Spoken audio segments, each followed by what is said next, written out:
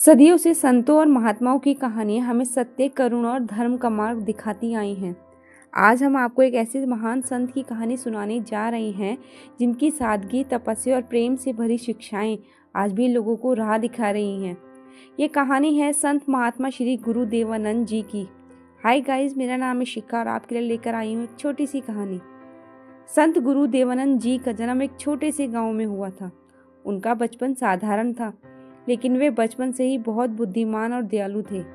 जब अन्य बच्चे खेल कूद में व्यस्त रहते, वे अक्सर गहरे प्रश्नों में खोए रहते।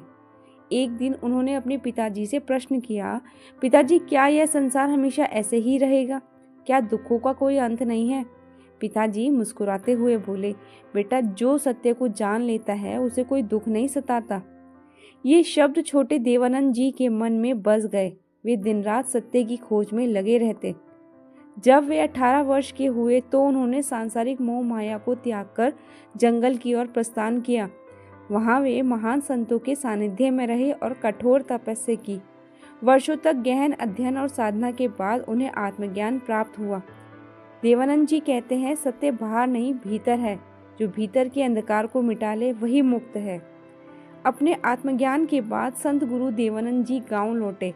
वे लोगों को सच्चाई, अहिंसा और प्रेम का मार्ग दिखाने लगे। उनकी करुणा और ज्ञान से प्रभावित होकर सैकड़ों लोग उनके शिष्य बन गए। एक दिन एक बूढ़ी महिला गुरुजी के पास आती है और कहती है, गुरुजी, मेरे बेटे को गंभीर बीमारी हो गई है, कोई उपाय बताएं। गुरु देवानंद जी अपनी आंखें बंद करते हैं, कुछ क्षण ध्यान करते हैं, फिर मुस्कुराते हुए कहते हैं, प्रेम और विश्वास से बढ़कर कोई औषधि नहीं है। जाओ, अपने बेटे को माँ का स्नेह दो और उसकी सेवा करो। कुछ दिन बाद महिला फिर से आती है, प्रसन्नता से कहती है, गुरुजी, मेरे बेटे की हालत अब पहले से बहुत अच्छी है। आपकी कृपा से चमत्कार हो गया है। गुरु देवानंद जी किसी चमत्कार में विश्वास नहीं करते थे। वे हमेशा कहते थे कि प्रेम, श्रद्धा और आत्मविश्वास ही सबसे बड़ा चमत्कार है। गुरु देवानंद जी की ख्याति दूर दूर तक फैलने लगी। एक दिन एक अहंकारी राजा ने उन्हें अपने दरबार में बुलाया और उनका अपमान किया। राजा घमंड से बोला, तुम एक साधारण सन्यासी हो, मेरे सामने तुम्हारी कोई औकात नहीं है। क्या तुम मेरी शक्ति को चुनौती दे सकते हो? गुरु देवानंद मुस्कुराते हैं और कहते हैं, महाराज, आपकी शक्ति केवल इस शरीर तक सीमित है, लेकिन आत्मा की शक्ति अनंत है। जिसे आत्मा का ज्ञान हो जाता है उसके लिए राजा और रंक समान होते हैं। राजा कुछ क्षण चुप रहता है, फिर झुककर देवानंद जी के चरणों में गिर जाता है।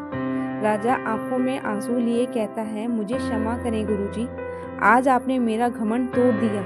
कृपया मुझे भी सत्य का मार्ग दिखाइए। अपने पूरे जीवन भर गुरु देवानंद जी ने लोगों को प्रेम, शांति और सत्य का मार्ग दिखाया, लेकिन एक दिन वे सबको छोड़कर इस संसार से विदा हो गए।